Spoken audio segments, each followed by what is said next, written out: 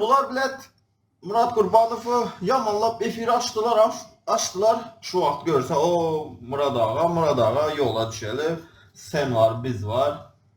Ne çekecek bunlar yamanlap efir açtık.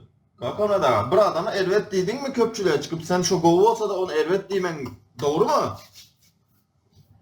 İçine Baştan sap nasıl diyen yapmasın? iki tane içine sap ok var. Kaysı? Orijinal mı?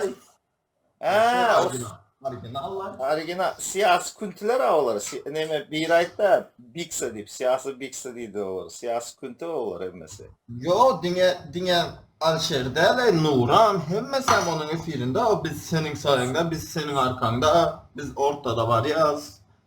Nuru ondan daşa gitti diyen bana. Ola mı siyasi kunti? Nuru ne? Onu yamalap ma kağız vermedi. Neme siyasi ne bozkuluğu deyip ne çıkış etti.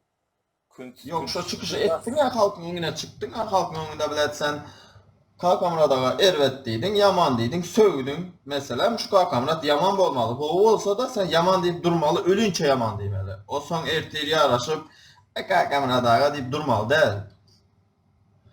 Şunu siyasetçi değildi. Azat Haytbayev etti. Siyasetçi adam kuntu olmalı diye vay dedi. Celep olsa da olmuyor. Onun için ben siyasetten çıktım diye ne? Bunlar hemmesi kunta.